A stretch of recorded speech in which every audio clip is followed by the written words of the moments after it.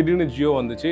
ஜியோ வந்ததுக்கப்புறம் என்ன பண்ணாங்க, எல்லாருக்கும் வந்து இலவசமாக வந்து சிம் கார்ட்ஸ் கொடுத்தாங்க. மக்கள் 3 மாதம் யூஸ் பண்ணாங்க, 6 மாதம் யூஸ் பண்ணாங்க.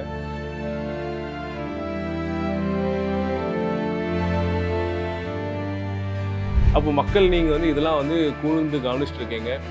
இவங்களோட வெளியுறவு கொள்கை தவறான கொள்கையால் தான் வந்து இன்றைக்கி ஈரான்றது நம்மளால் வந்து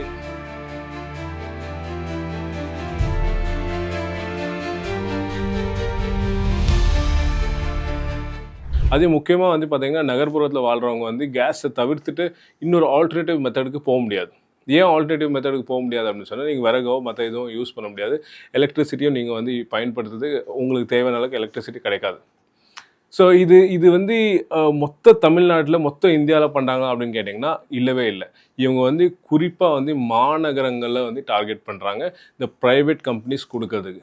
இதே வந்து 1-2 நகரங்கள் வந்து தமிழ்நாட்டில் இருக்குது. அந்த நகரங்களில் வந்து அந்தளவுக்கு வந்து பிஎஸ்யூக்கு வந்து லாபம் வராத இடங்களில் அவங்க தொடர்ந்து வந்து அந்த பிஎஸ்யூ, அதாவது வந்து இந்தியன் ஆயிலாக இருக்கட்டும், ஹெச்பியாக இருக்கட்டும், இல்லை வந்து பிபியாக இருக்கட்டும், அவங்களே கண்டினியூ பண்ண சொல்கிறாங்க. ஏன்னா அது நஷ்டம் உருவாகிற இடங்கள். அதனால் வந்து அங்கே வந்து கவர்மெண்ட் அரசாங்க நிறுவனங்கள் பண்ணிகிட்டே இருந்தால் அந்த அரசாங்க நிறுவனங்கள் வந்து தானாகவே அழிஞ்சு போயிடும். எப்படின்னு கேட்டிங்கன்னா 2014 நீங்கள் பார்த்தீங்கன்னா ஜியோக்கு வந்து 4G அந்த ஏலத்தில் வந்து 4G ரைட்ஸ் கொடுத்தாங்க.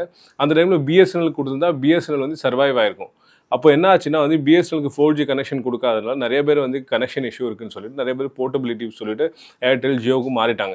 அப்போது வந்து பிஎஸ்என்எல் வந்து சர்வைவ் பண்ண முடியாது. இன்றைக்கி பிஎஸ்என்எலோட நிலைமை பார்த்தீங்கன்னா ஒரு கம்பெனின்னு ஒன்று இருந்தால் கூட வந்து அதை நிர்வகிக்க முடியாமல் ஒரு நஷ்டத்தில் தான் வந்து இயங்கிட்டு இருக்கு, வாடிக்கையாளர் இல்லாமல் இயங்கிட்டு இருக்கு.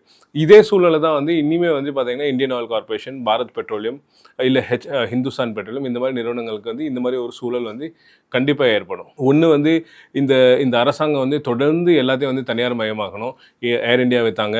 நம்ம எல்ஐசி வந்து பார்த்தீங்கன்னா வந்து அந்த மொத்த எல்ஐசியை வந்து பப்ளிக் ஷேர் மார்க்கெட்டில் வந்து லிஸ்ட் பண்ணி அதுலேருந்து பணத்தை வந்து லிக்விடேட் பண்ணாங்க. இந்த மாதிரி பண்ணிட்டு இருக்கும்போது இந்த போக்கு வந்து மக்களை வந்து மிரட்டுற போக்காக இருக்குது. இந்த மாதிரி நெருக்கடியான சூழ்நிலையில் எப்படி வந்து மக்களுக்கு வந்து நல்லது பண்ணணும்னு விட்டுட்டு இவங்க வந்து மறுபடியும் மக்களுக்கு நெருக்கடியை தள்ளுறாங்க. மக்களை ஏன் நெருக்கடியில் தள்ளுறாங்கன்னா, மோனோபோலி சொன்ன ரேட் ஏறும், ரைட்? கேஸ் ரேட் ஒரு பக்கம் ஏறிச்சினாலும் இப்போ உங்களுக்கு கேஸ் தடையற்ற கேஸ் எப்படி கொடுக்குறாங்கன்னு சொன்னால், உரம் தயாரிக்கிறாங்க இல்லையா, அதுக்கு நேச்சுரல் கேஸ் யூஸ் பண்ணுறாங்க பாருங்கள். அந்த நேச்சுரல் கேஸை வந்து அங்கே வந்து விநியோகம் பண்ணாமல் நிறுத்திட்டு இங்கே வந்து ப்ரைவேட் கம்பெனி கொடுக்குறாங்க. ப்ரைவேட் கம்பெனிஸ்லேருந்து நமக்கு வரப்போகுது. இப்போ உரங்கள் பார்த்தீங்கன்னா 1.5 மாதம்லேருந்து 1.25 மாதத்துக்கு உரம் தான் வந்து நமக்கு கையிருப்பு இருக்குது. இப்போ வந்து 1.5 மாதத்துக்கு அப்புறம் வந்து இதே நிலை தொடர்ந்துச்சு, நேச்சுரல் கேஸ் வந்து நமக்கு வந்து இம்போர்ட் பண்ண முடியல, இறக்குமதி பண்ண முடியலன்னு சொன்னால், உரம் இல்லைன்னா விவசாயம் பண்ண முடியாது. விவசாயம் பண்ண முடியலன்னா வேளாண் உற்பத்தி இருக்காது. வேளாண் உற்பத்தி இல்லைன்னா நம்மகிட்ட உணவு இருக்காது. உணவு இல்லைன்னா வந்து நம்ம வந்து வேறு நாடுகள்லேருந்து இறக்குமதி பண்ண வேண்டிய சூழ்நிலை வரும். அப்போது உங்கள்கிட்ட வந்து இன்றைக்கி வந்து உணவு இருக்குது, கேஸ் இல்லை. நாளைக்கு கேஸ் இருக்கும், உணவு இருக்காது. அப்போ யோசிச்சு பாருங்கள், கேஸுக்கும் நீங்கள் வந்து டபுள் பணம் கொடுக்கணும், உணவு இறக்குமதி பண்ணால் கஷ்டம். ஏற்கனவே வந்து பார்த்திங்கன்னா நம்ம பொருளாதாரம் மோசமாக இருக்குதுன்னு சொல்லிட்டு நம்ம இந்திய ரூபாய் வந்து வீழ்ச்சி அடைஞ்சு 95க்கு வந்துச்சு. நம்ம வந்து இன்றைக்கி ஏற்கனவே நான் வந்து ஒரு வீடியோவில் சொன்னேன், அதாவது வந்து நம்ம வந்து $45-50 வாங்கிட்டு இருந்த க்ரூட் ஆயில் வந்து இன்றைக்கி $115 $120 கொடுத்து நம்ம வந்து கேஷ் அண்ட் கேரி பண்ணுறோம். ஏற்கனவே வந்து நம்ம வந்து கிரெடிட்டில் வந்து வாங்கிட்டு இருந்தோம். ஈரான்டியா இல்லை ரஷ்யாட்ட இருக்கும்போது கிரெடிட்டில் வாங்கிட்டு இருந்தோம். இன்றைக்கி வந்து பார்த்திங்கன்னா ஓப்பன் மார்க்கெட்டில் பிரெண்ட் ப்ரைஸில் நம்ம வாங்கிட்டு இருக்கோம். அப்போ நாளைக்கு வந்து இந்த மாதிரி தனியார் மயமாக்கி இந்த மாதிரி மக்களை வந்து நெருக்கடிக்கு உள்ளாக்குறாங்க மத்திய அரசுன்னு சொன்னால், அப்போ இந்த அரசு வந்து எதுக்கு நமக்கு தேவை? ஒரு அரசோட வேலை என்ன? அரசாங்கம் வந்து நம்மகிட்ட வந்து வரியை வந்து கலெக்ட் பண்ணுறாங்கன்னா அந்த வரியை வச்சு மக்களோட வாழ்க்கையை வந்து மேம்படுத்துறதுக்காக தான் அரசு. இப்போ நேருஜியாக இருக்கட்டும், இந்திரா காந்தியாக இருக்கட்டும், இல்லை ராஜீவ்காந்தியாக இருக்கட்டும், இவங்கெல்லாம் பார்த்தீங்கன்னா எவ்வளோ வந்து நிறுவனங்களை உருவாக்குனாங்க. பப்ளிக் செக்டார் யூனிட்ஸ் வந்து நிறையா நிறுவனங்களை உருவாக்குனாங்க. ஐஐடியாக இருக்கட்டும், ஐஐஎம்மாக இருக்கட்டும், ஏஎம்ஸாக இருக்கட்டும், இல்லை வந்து இஸ்ரோவாக இருக்கட்டும், டிஆர்டிஓவாக இருக்கட்டும், இல்லை வந்து டேம்ஸ் கட்டுறதா இருக்கட்டும், அந்த மாதிரி எவ்வளோ விஷயங்கள் வந்து இந்த இன்ஸ்டிடியூஷன்ஸ், அதாவது கவர்மெண்ட் இன்ஸ்டிடியூஷன்ஸ், கவர்மெண்ட் ஏஜென்சிஸை உருவாக்குனாங்க. எதுக்காகனா வந்து மக்கள் நலம், சோஷியலிசம் சொல்லிட்டு உருவாக்குனாங்க. இவங்க என்ன பண்ணுறாங்கன்னா இருக்கிற எல்லாத்தையுமே தனியார் மயமாக்கி எல்லாத்தையும் விற்று காலி பண்ணிவிட்டு மக்களை நடுத்தருக்கு நிறுத்தணுன்றது தான் இவங்களோட ஒரே பிளான். அப்போ மக்கள் நீங்கள் வந்து இதெல்லாம் வந்து கூர்ந்து கவனிச்சுட்டு இருக்கீங்க. இவங்களோட வெளியுறவு கொள்கை தவறான கொள்கையால் தான் வந்து இன்றைக்கி ஈரான்றது நம்மளால் வந்து க்ரூட் ஆயில் வந்து அந்த டிஸ்கவுண்டட் ப்ரைஸில் வாங்க முடியல, தடையற்ற சப்ளை இல்லை, கல்ஃப்லேருந்து நமக்கு வந்து சப்ளை வரமாட்டேங்குது. இதெல்லாம் தாண்டி இந்த மாதிரி ஒரு கஷ்டமான சூழ்நிலையில் மக்களை மறுபடியும் வந்து இந்த மாதிரி வந்து ப்ரைவேட்டைஸ் பண்ணி ப்ரைவேட் கம்பெனிஸ்ட்டை ரூட் பண்ணி மக்களை வந்து எப்படிலாம் வந்து பிரச்சனைக்குள்ளே தள்ளுறாங்க. நீங்கள் போய் பாருங்கள், நம்மள்ட்ட வந்து உரம் வந்து பார்த்திங்கன்னா 1.5 மாதத்துக்கான உரம் கையிருப்பு தான் இருக்குது.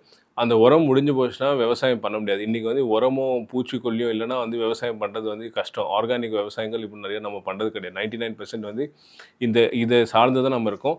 அப்படி வந்து உணவு தட்டுப்பாடு வந்துச்சுன்னா இந்தியா மறுபடியும் வந்து பெங்கால் ஃபேமின்னு சொல்லிட்டு 1940 2ஆம் உலகம் போல வந்து வின்ஸ்டன் சர்ச்சில் வந்து இங்கேருந்து உணவுப் பொருட்கள் அங்கே எடுத்துகிட்டு போனதுக்கப்புறம் பெரிய பஞ்சம் வந்துச்சு.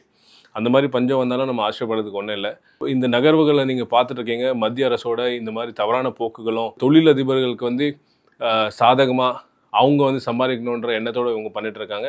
இந்த மாதிரி போக்கு இருக்கிற மத்திய அரசு 5 மாநிலங்களில் வந்து எலெக்ஷன் தேர்தல் இருக்குது.